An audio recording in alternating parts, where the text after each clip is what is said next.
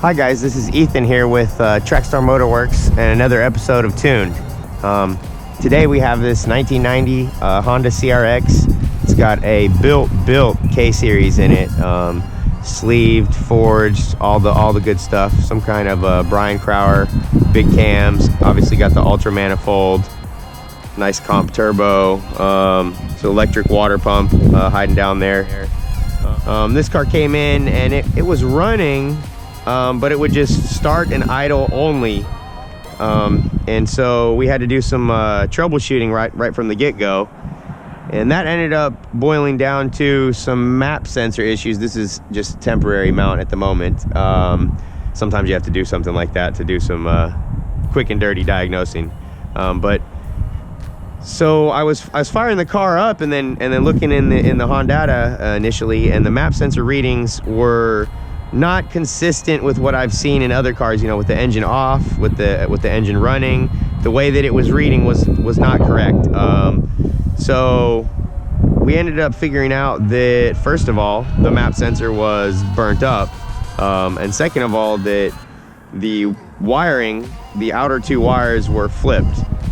So somebody had changed the pigtail on the map sensor and had got the wiring wrong, apparently. So we ended up chasing our tail on that for a moment, but finally figured out that the wiring was wrong. Once I got the wiring correct and a new map sensor in there, the car started to run more happily. Then we ran into our next issue, which I'm still kind of going through right now. We have ID 2000 injectors, and I've already deleted some injector adapter clips here that are a common problem spot.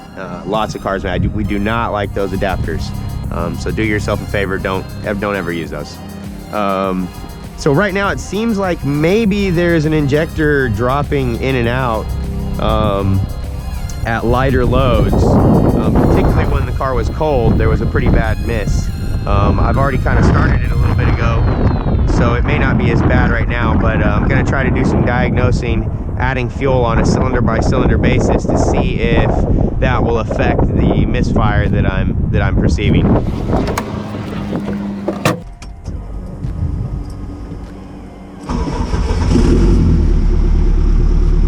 So it's pretty cold right now.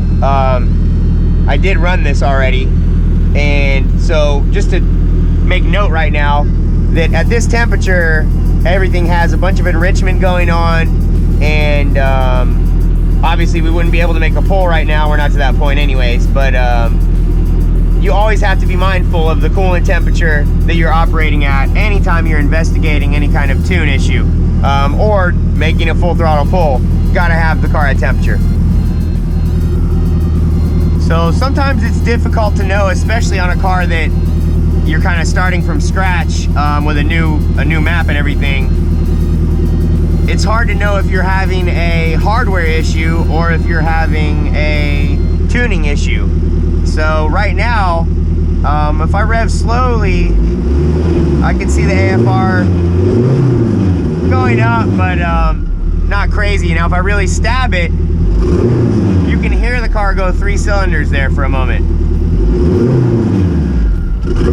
There, it did it really bad. But so that's probably, that could be a lean spot in the tune. That could be a lack of fuel flow, or maybe an injector dropping out that we're a little bit worried about. When I mentioned an injector dropping out to the owner of the car, he said that these injectors came from a Mustang that was having a problem with the injector dropping. They said they replaced those injectors in the Mustang, and the Mustang still had an injector drop. So he thought that these injectors were okay, and maybe they are, but it's definitely something that I have to be mindful of here, because we sure don't want to go ripping on this and find out that one of the injectors was in fact bad, and we lean out and hurt something on this very nice, very built motor. So the other thing to keep in mind, anything related to injectors, people think that, oh, the wideband's going to tell me if there's a problem, but this is an average of all 4 cylinders, or in other cars, an average of this bank of 3 and this bank of 3. So if there's 3 cylinders running good and 1 cylinder running bad, then the average can still come out with pretty good.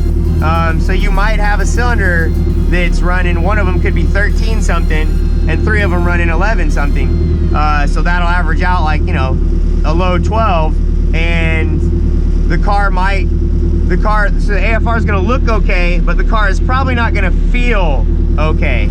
And that's definitely something that I was feeling on the street in this car, is a little bit of a hesitance at lower RPM, even when the AFR appeared to be reading good right in the middle of a happy range. I was feeling a little miss. So that leads to another important point, that if you can, and it's not possible in all cases, but if you can drive a car on the street, I always like to drive a car extensively on the street before we go to the dyno, to make sure everything feels right, all the basics look right, and then you can do some experimenting for power on the dyno. But I really do like to do most of my tuning on the street. After all, you drive your car on the street, not on the dyno. We're gonna do a little gentle drive and see how this thing's acting. Clutch engagement point is high. This has an extremely stiff clutch in it. Probably the stiffest clutch pedal that I have ever felt. It's got an adapter to the hydraulic trans.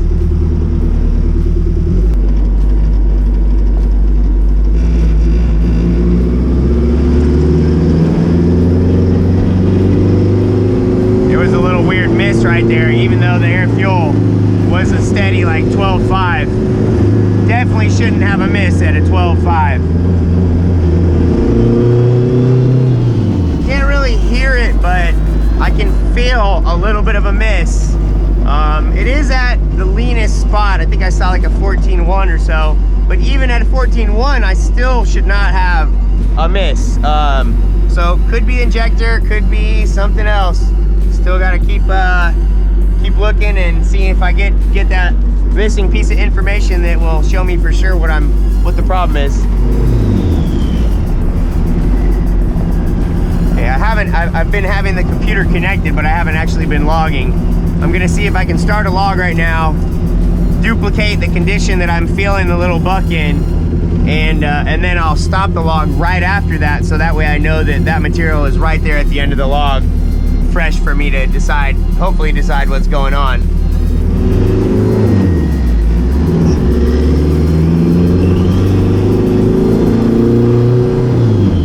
Definitely happened right there.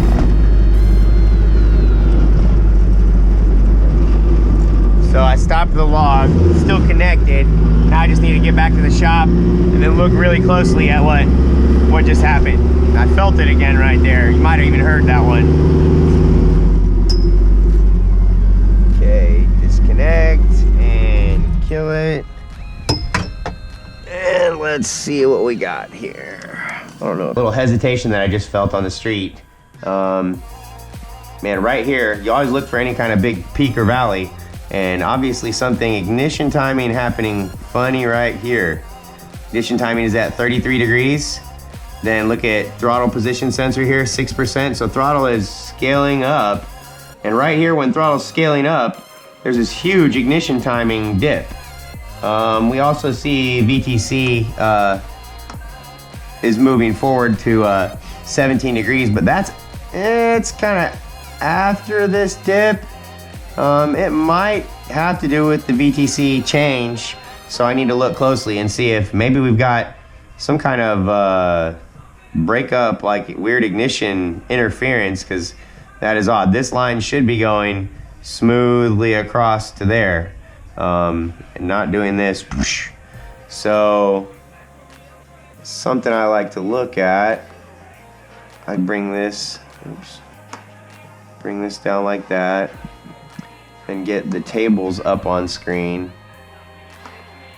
So now I can drag through and you can see it following where I'm at right here.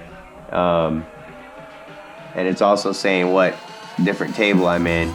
Right now I have these tables unified across various degree angles for the very reason of diagnosing some kind of hiccup like this.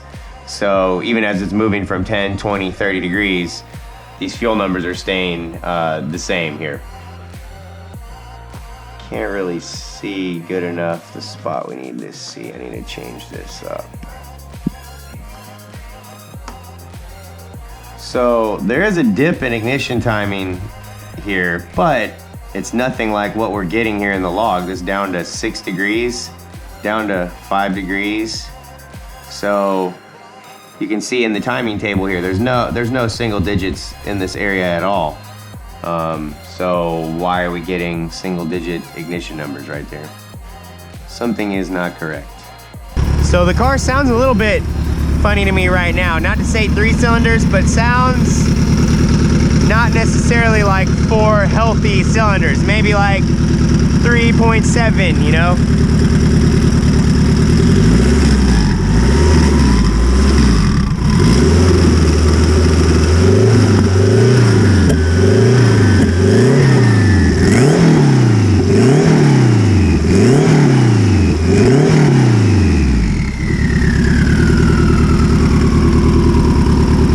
You always want to see fuel pressure build when you rev.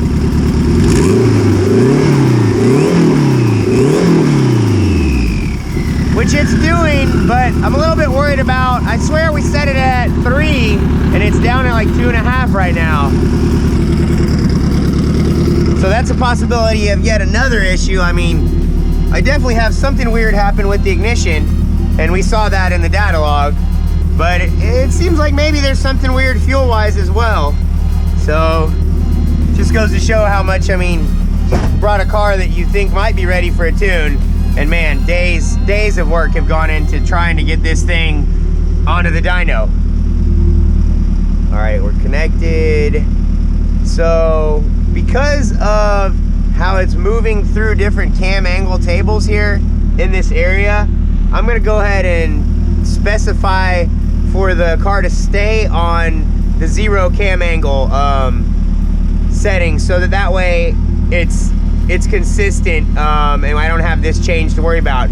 If I get rid of this and then all of a sudden it acts good, then maybe there is something wrong in one of these other tables. But I suspect it's still going to do it, but I've got to eliminate variable by variable what I can. So I'm going to go to the cam angle control table. So I'm gonna just zero that whole thing out. Zeroed. Gotta see how it drives now. I'm gonna go ahead and start a log.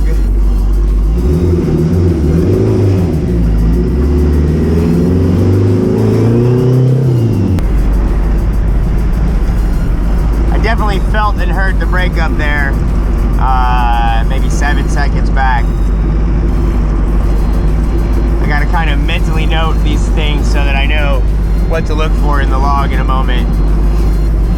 There it was real bad.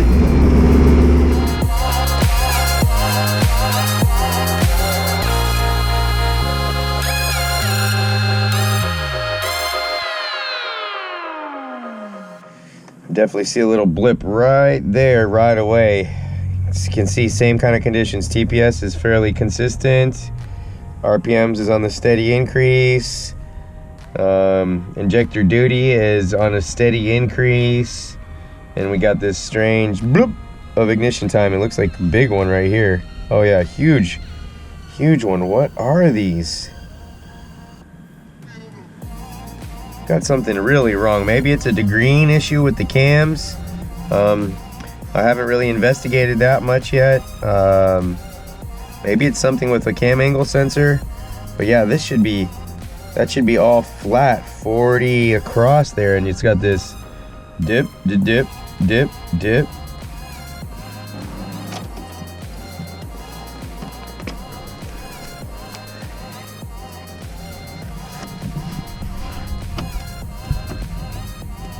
What the hell?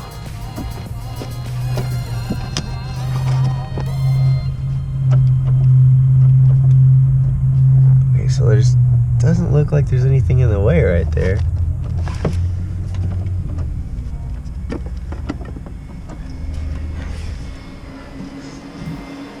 Will one of you press the gas pedal all the way?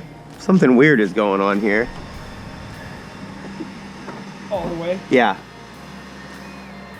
That's to the floor. Yeah, what the hell? It's like stopping way, way early. Okay, hold it again. Not hard, or just... That's What? That's 3/4.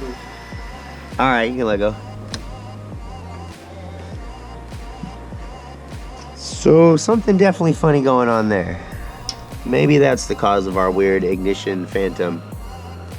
Figured something out here. You saw how the TPS was reading a max of like 44, and then it felt weird. It was like it was hitting a stop.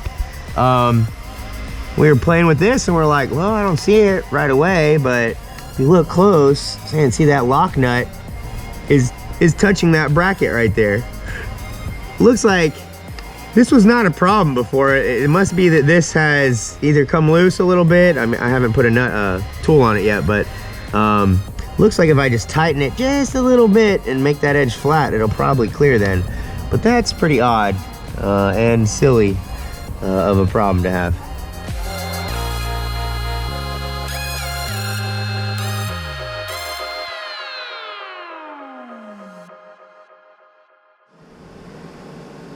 Wow. Now it clears. By, I don't know, about one human hair there, it looks like. All right. So we just fixed that nut that was actually touching the bracket, and now I am reconnected. TPS is sitting at 0. All right, cool. Now we have a TPS that seems to be working correctly.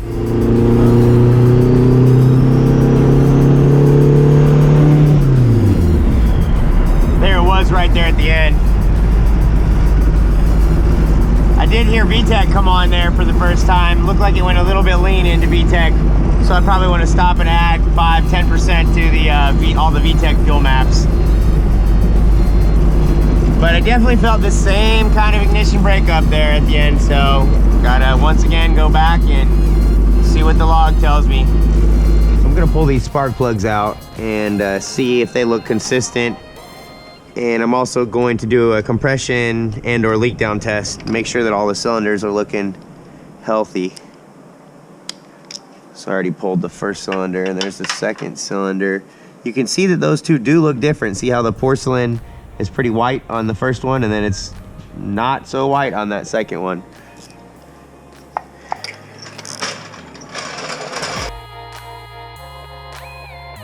Looks more like the first one with white visible. So it looks like our middle two cylinders are running a little bit differently than our outer two cylinders.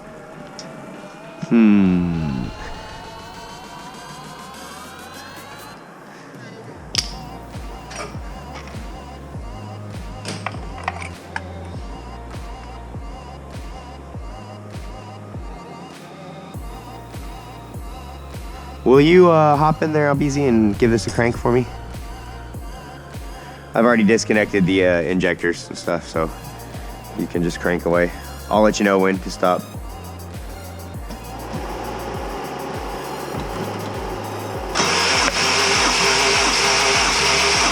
All right, so 180 there.